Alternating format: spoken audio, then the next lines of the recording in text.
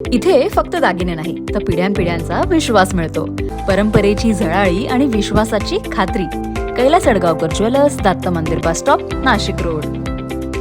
नाशिकमध्ये मोठ्या प्रमाणात पाऊस सुरू असल्याने गोदावरी नदीला पूर आलेला आहे.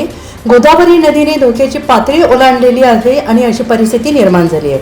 प्रशासन देखील सतर्क झालेला आहे. नाशिक पोलीस आयुक्त संदीप कर्णिक यांनी रामकुंड परिसरात पूर परिस्थितीचा आढावा घेऊन नागरिकांना घरातच राहण्याचे आवाहन करत कुठेही जीव धोक्यात घालू नका अशा पद्धतीच्या सूचना देण्यात आल्या आहेत.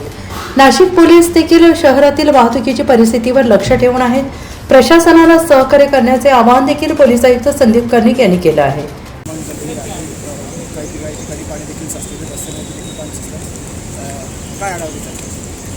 काल आपल्याला जो पावसाचा अलर्ट आलेला होता ढगफुटीचा आणि हेवी रेंजचा, तर कालपासून नाशिक शहरामध्ये ग्रामीणमध्ये सर्वत्र पोलिसांचा बंदोबस्त, त्याचबरोबर जे आपले डिझास्टर मॅनेजमेंट अथॉरिटी आहेत, कलेक्टर आहेत, कॉर्पोरेशन कमिशनर आहेत, आमच्या सगळ्यांच्या कोऑर्डिनेशननी सर्व सिस्टम्स आणि अथॉरिटीज अलर्ट होत्या.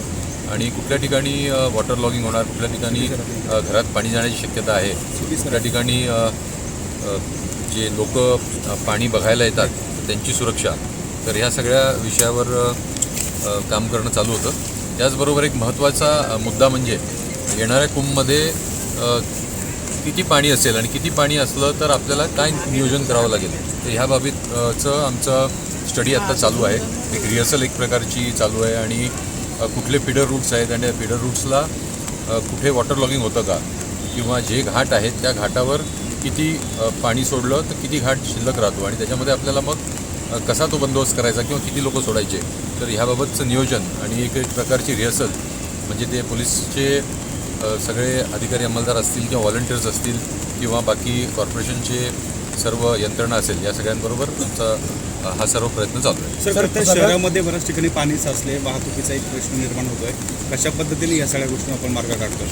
या सर्व ठिकाणी ज्या ठिकाणी पाणी जास्त होतं आहे त्या ठिकाणी आमचे लोक कंटिन्यूस मॉनिटरिंग करत आहेत. Control room, police control room आहे, कॉर्पोरेशनचा कंट्रोल रूम आहे, डिझास्टर मॅनेजमेंटचा कंट्रोल रूम ते मॉनिटर करतो आहे. आणि ज्या ठिकाणी पाणी जाईल त्या ठिकाणी ट्रॅफिक डायव्हर्ट करणं किंवा त्या ठिकाणी जर पाणी साचत असेल तर त्या ठिकाणी कुठल्याही प्रकारचा काही इन्सिडेंट होऊ नये यासाठी डिप्लॉयमेंट करणं पोलीसची, अशा प्रकारचे आमचे नियोजन चालू आहे.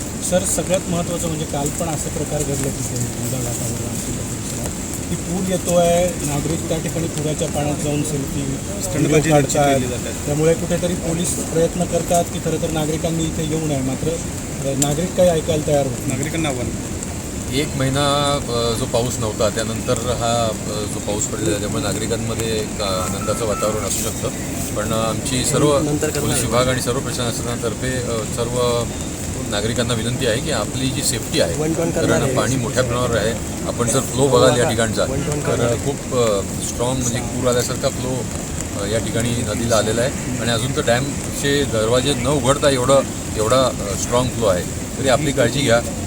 शक्यतो जर काही काम नसेल तर घरातून बाहेर पडू नका आणि जर पडायचं असेल तर जे वॉटर लॉक एरिया आहेत किंवा जे नदी पात्र आहे तिकडे जाताना आपली स्वतःची आणि आपल्याबरोबरच्या लोकांची काळजी घ्या. NCN न्यूजसाठी रोहन दानी, नाशिक.